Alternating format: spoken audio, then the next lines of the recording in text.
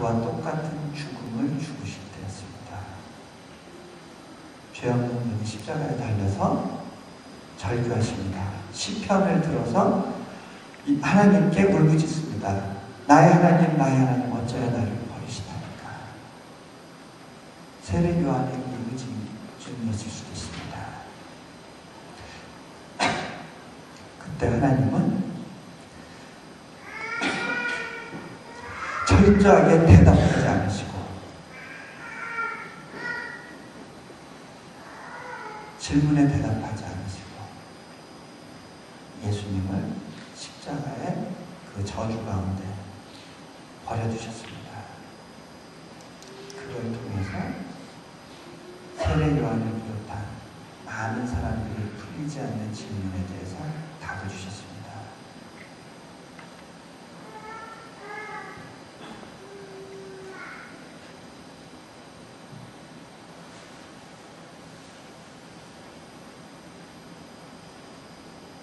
이것이 고난의 이유에 대한 주님의 설명 방식이었습니다. 아픔에 대한 주님의 설명 방식이었습니다.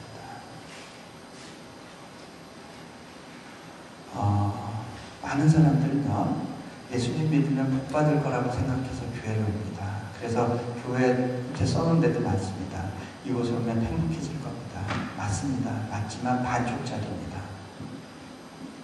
여러분, 행복은 행복인데 여러분이 원하는 방식의 행복이 아닐 수도 있어요.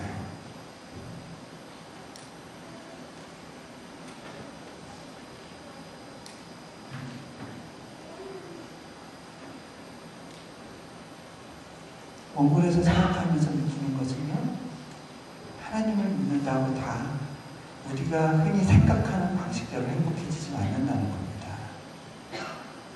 특수라는 형제가 있었습니다. 이 형제가 그 교회 잘 다니는 자매하고 결혼했습니다. 그런데 결혼한 지 일주일 만에 그 자매 어머니가 지방에 사셨는데 온몸에 칼로 난자돼가지고 강도를 만나서 숨을 거두셨어요. 이 소식을 듣고 그 둘이 급하게 그 집을 향해 갑니다. 그런데 집을 향해 가는 중에 특수란 형제가 각혈을 했습니다. 나중에 보니까 폐결해. 그것도 굉장히 심한 상태여서 도착 즉시 병원으로 갔습니다. 며칠 있다가 그 아버지가 찾아왔습니다. 특수한테 말합니다. 우리 사내 대 사내로 얘기하자. 나는 지금 너무 힘든 상황이고 내가 아무리 생각해도 너는 너무 약골이라 우리 집안의 사이로 들일 수가 없다. 여기서 정리하자.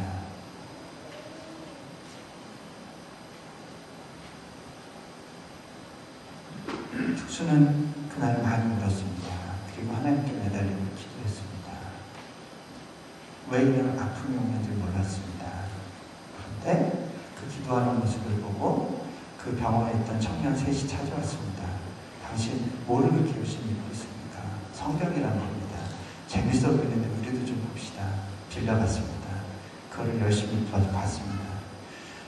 4일이 지나도 안 돌려주니까 그 사람들한테 가서 빨리 책 돌려달라고 그랬습니다. 그 사람들이 성경에 이거 참 재밌긴 한데 어려운 게 많다고 질문을 했습니다. 토스가 다 대답을 해줬어요. 며칠만 성경을 더 빌려가겠답니다. 그러고 나서 나중에 와서 이야기했습니다.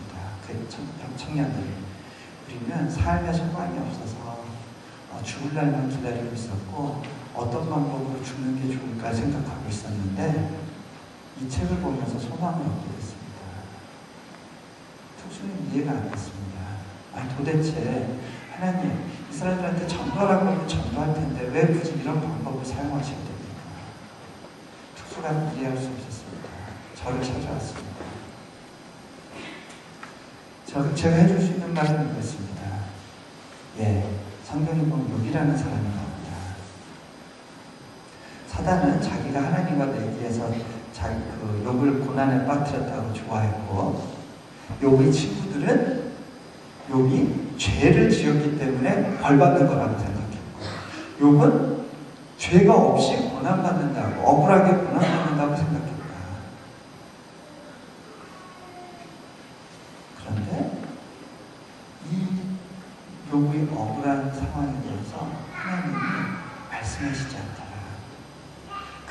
욥에게서 직접 말씀하시지 않았는데 하나님은 욥에게 다른 거 질문을 했어. 내가 천지창조할 때 너 내 옆에 있었니? 너 악어를 실로 빼가지고 잡을 수 있니? 욥이 어떠한 존재인지, 하나님이 누구신지, 그리고 욥이 할 수 있는 게 뭔지, 하나님이 할 수 있는 것과 하나님이 어떤 분이신지를 단순히 보여주셨지 고통의 이유에 대해서 설명하지 않았다. 그런데 욥은 그때 하나님의 말씀 가운데 이 모든 걸 믿음으로 받아들였어. 그러면서 고백했다. 내가 전에는 귀로만 하나님에 대해서 들었는데 이제는 눈으로 하나님을 알 수 있다. 자,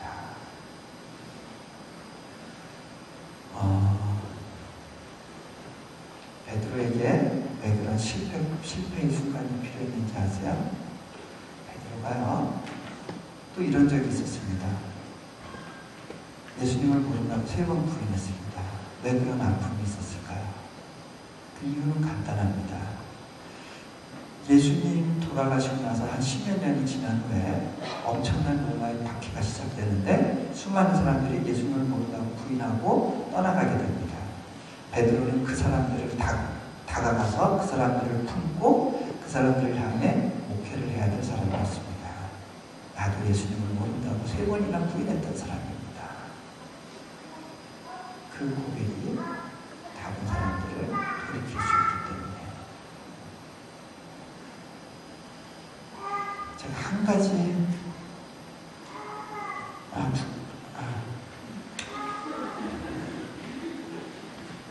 하나 더 얘기할게요.